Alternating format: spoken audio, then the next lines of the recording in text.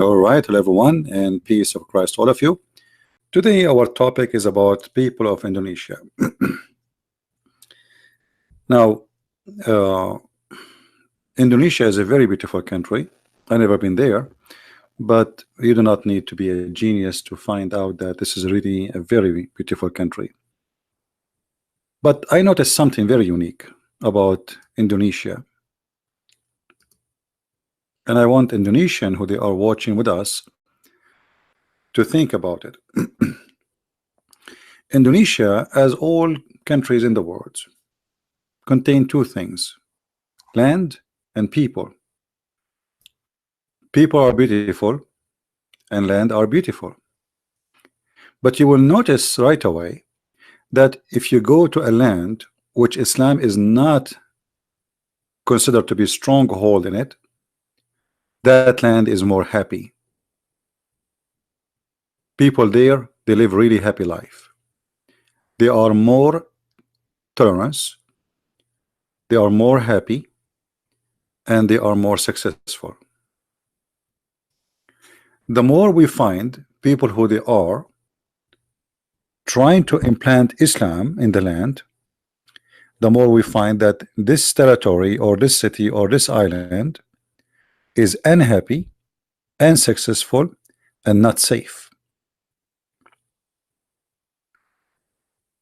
Why, if we go to area which is not occupied by people who want to practice Islam, I'm not talking Muslims now, I'm saying, because there's Muslims who they are Muslims by name, and there's Muslims who they are real Muslims who want to practice Islam.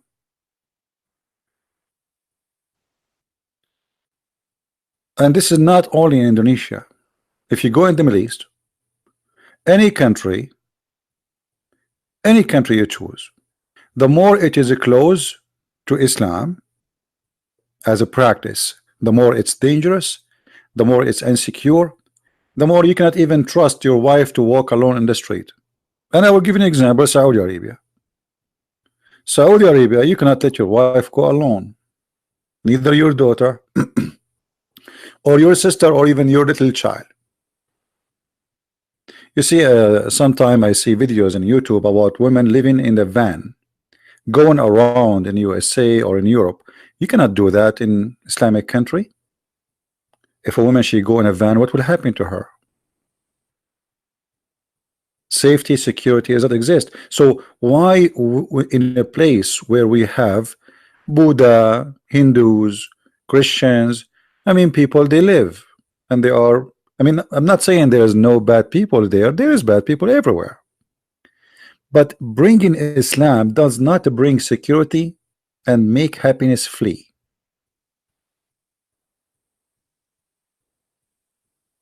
You know what I mean? If you go in the Middle East, you will see Muslims, they would love to buy a house in a Christian area, and they will pay a lot of money to have such a house because they enjoy the neighborhood of Christians.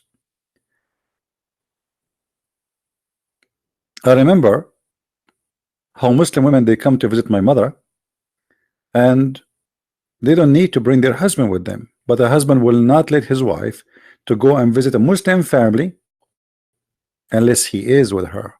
So he trusts his wife to come to our house, even though he knew my dad is there.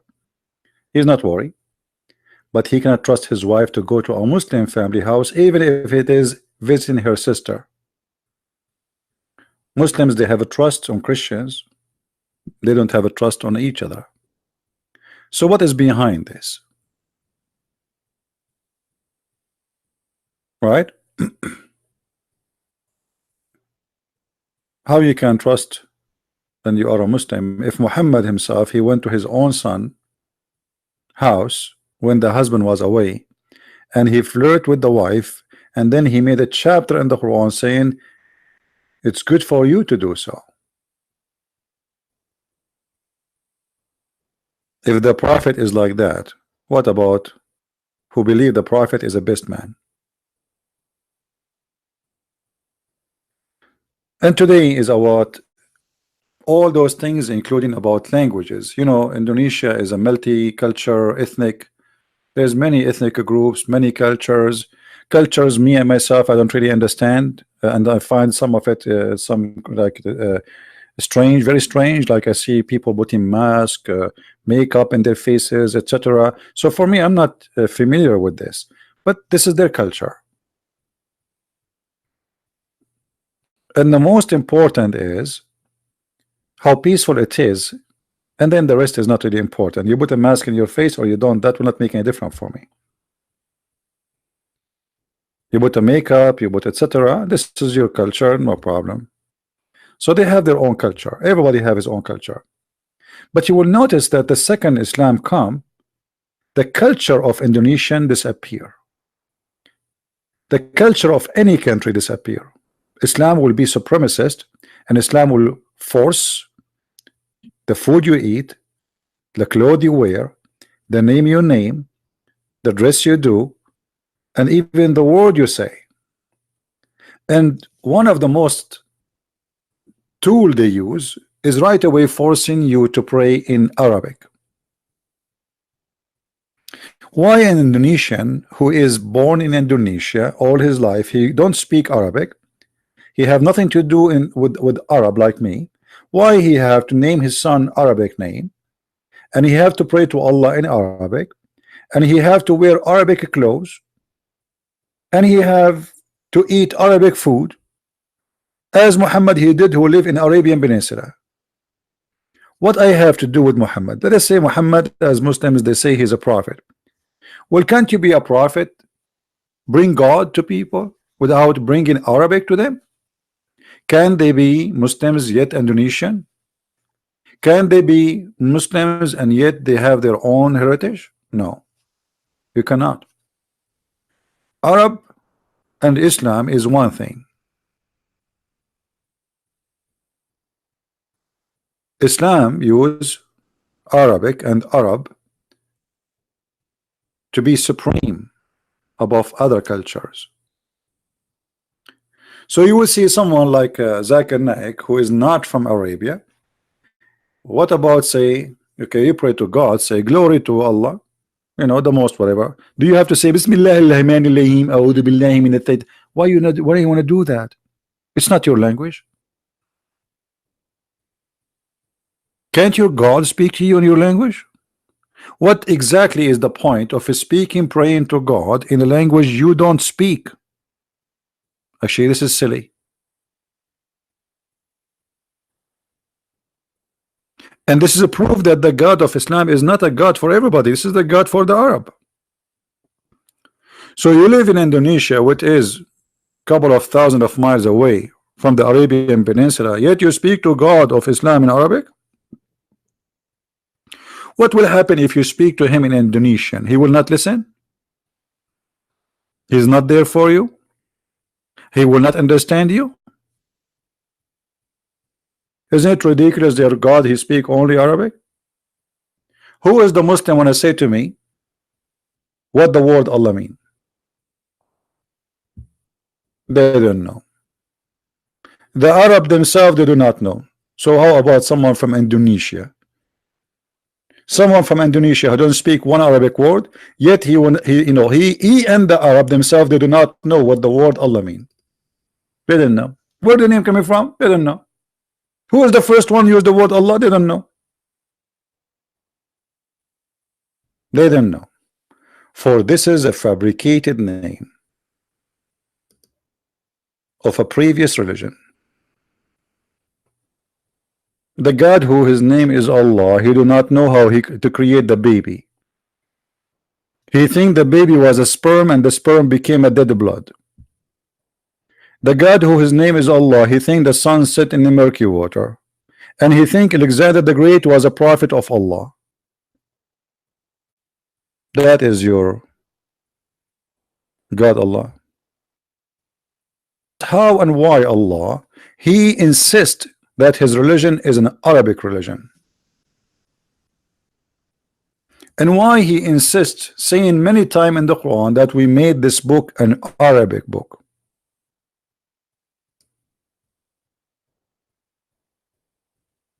Let us read together what Allah supposedly says. Lu We have revealed this literature in Arabic that you may understand. Are you serious? Hey, Indonesian, Allah speaking to you. Allah sent the book in Arabic so you might understand. Where is your ustad who don't speak Arabic and tell us how he understand the Quran?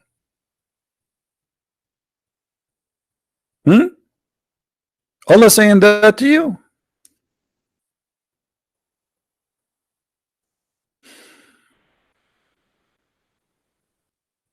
Indeed, we have sent it down in Arabic, an Arabic Quran, that you may understand. What does that mean? Okay, I'm an Indonesian, how I will understand? CP, does not Bible say that when it comes to Hebrew language? My friend, the Bible first of all is not written in Hebrew. That's mean you do not know what are you talking about. The Bible itself is written in many languages: Greek, Hebrew, Aramaic, and even some is written in Egyptian. So what are you talking about? To make it simple, the Bible is written in all languages in the time of writing the book, not in one language. But as you see here, the Quran, indeed we have sent down the Quran. It's an Arabic Quran, so you might understand. So why it's Arabic? So you might understand.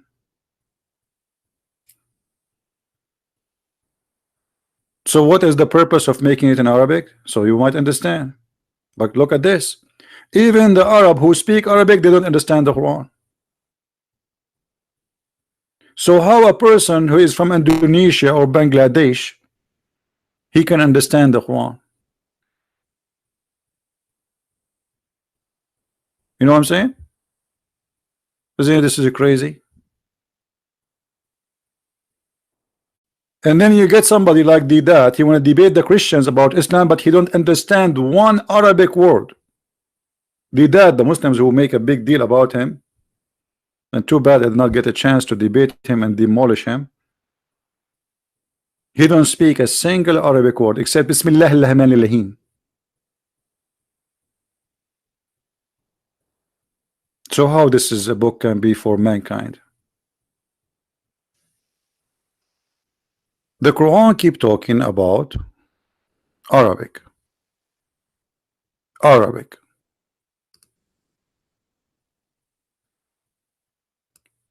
And thus we have revealed it in Arabic. Okay, why? Why we reveal it in Arabic? Remember Muhammad, he said that Allah, he sent him the Quran in 7 Arabic dialect. Why? Because Muhammad claimed that the Arab they cannot understand. Okay, how the Arab can't understand, and they are Arabic, and they need 7 Quran to understand the Arabic Quran, but someone from Indonesia, he can understand the Quran.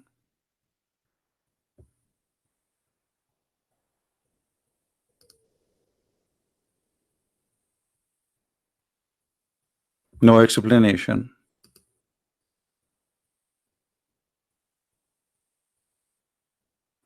How we can understand Islam? Okay, let us say I am a person coming from, from the middle of Indonesia. I do not know anything about Arabic. I speak no other languages except the language of my tribe, and I want to understand about this God Allah. How I can understand?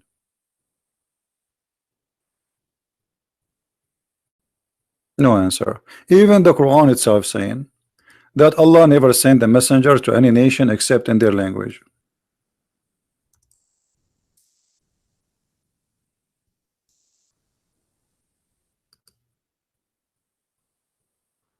Why? So they might understand. And we did not send any messenger except speaking in the language of his people. Okay. Why? So they might understand, to make it clear for them. That's logical. So how Muhammad was sent to you? This is contradiction for the Quran. In order to make the teaching clear, we have to send it in the language of the people, and the prophet he have to be from the people. That's very logical. Unless your language, your religion is international and can be translated your religion to all languages. But Muslims don't accept Quran in English. They don't accept Quran to be in Indonesian language. You have translation, yes, but that's not Quran. Unless you can pray to your God in your language, but you cannot. You have to pray in Arabic. You have to read Quran in Arabic. And then the Quran says we never send a message unless in the language of the people so they might understand. So how that can be from God? Or what I see that this is a religion fit only with certain people who they are Arab. You pray in Arabic, you are an Arab. You read the book in Arabic, you are an Arab. And the funny, they say to us Islam is an international religion, but Allah he chose the most difficult language ever, which is Arabic. Arabic is a very difficult language.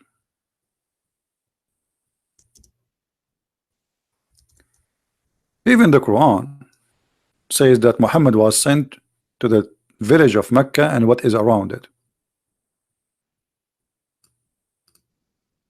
Do you see it?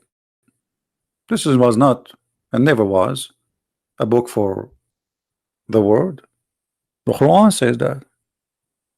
And this is a book which we have sent down, plus and confirming what was before it, confirming the Bible, that you may warn the mother of the cities and what is around it. By the way, it doesn't say mother of cities, it says mother of the villages, which is Mecca, and what is around it. That's it. Is Indonesia what is around it? Is Indonesia 15 miles from Mecca? What do you think? So even your book, which you think it's a holy book, is totally full of contradiction. That does not make sense, proving to us that Indonesia is not included as a nation which should consider Islam to be for her, because the prophet of Islam is not sent to you, is sent only to the mother of the villages, Mecca, and what is around it. And this is why it was in Arabic. This is the only reason, no other reason. And here, by the way, in the verse after this one, do you know what this story is about? It's about a guy who used to work as a scribe to Muhammad, and he got him busted. The guy who told Muhammad, blessed be Allah, the best of the creators, Muhammad, he took the verse from him, he put in the Quran. So the guy, he says, oh, what was inspired to Allah, to Muhammad was inspired to me first. And that's what the verse is saying. The guy, he left Islam and he got Muhammad busted.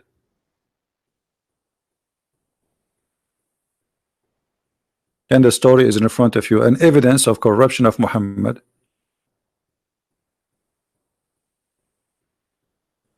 How I can be from Indonesia or Bangladesh or India or etc., or America or Germany, Europe, wherever, Africa, and yet I can be a Muslim?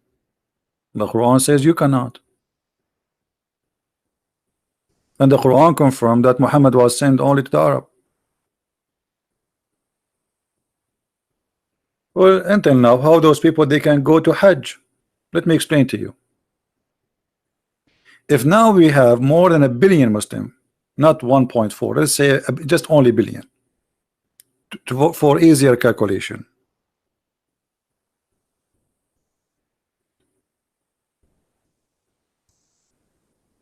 Mecca can take up to 2 million visitors.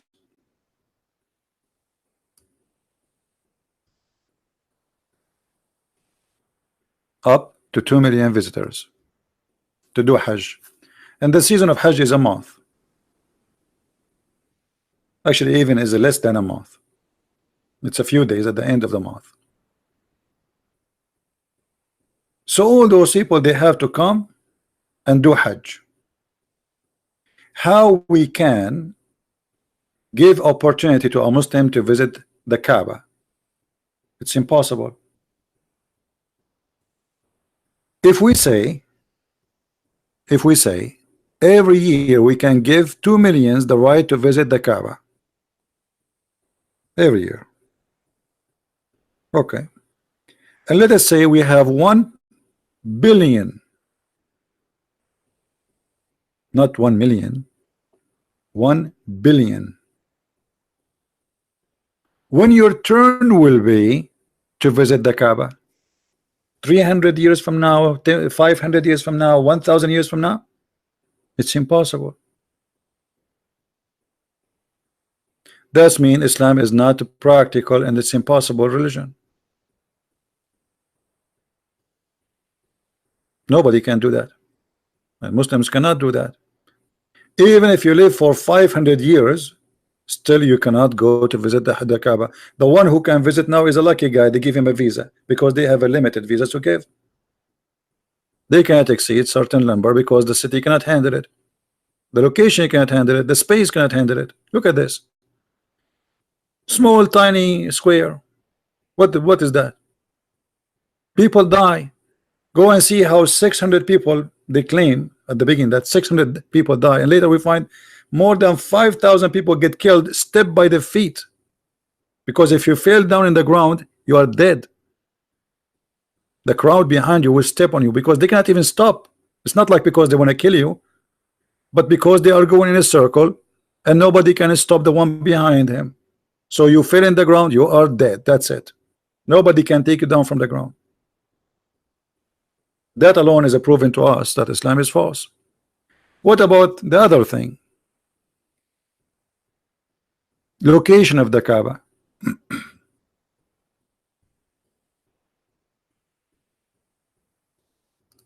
Location of the Kaaba prove Islam to be false.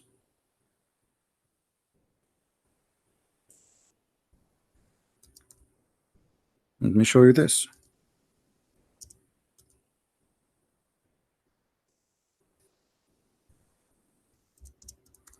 All of us, we knew that the Muslim, they claim that Allah, he sent the black stone as a guide where to build the Kaaba. Okay, that's good. And then we find this. Look at this.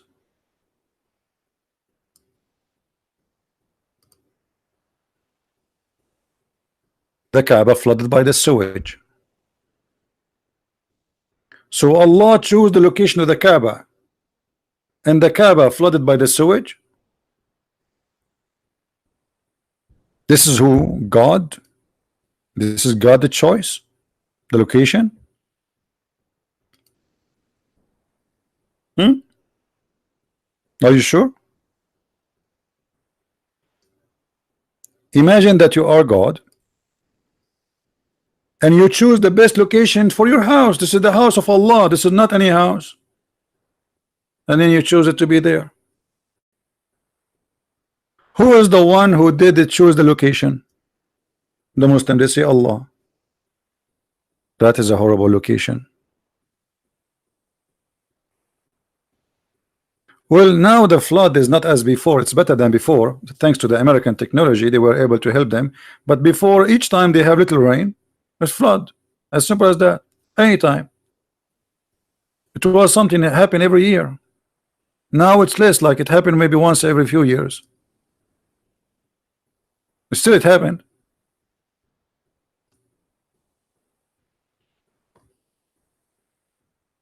How this can be a place Allah chose to be his holy house there? That alone is a proof to me that Islam is false. You see, if the Muslim, they say that okay, somebody he chose it there, but no, they say Allah is the one who chose the Kaaba to be there. So how this can be from God? Very hot, very dry, dead land. Living there is very tough. Going there very hot. What about Allah chose the Kaaba to be in a very beautiful island in Indonesia, where the green, the birds, it's paradise already. Clear water, fish, huh? That will be beautiful. But thank God the Kaaba is not there, otherwise Indonesia will be destroyed.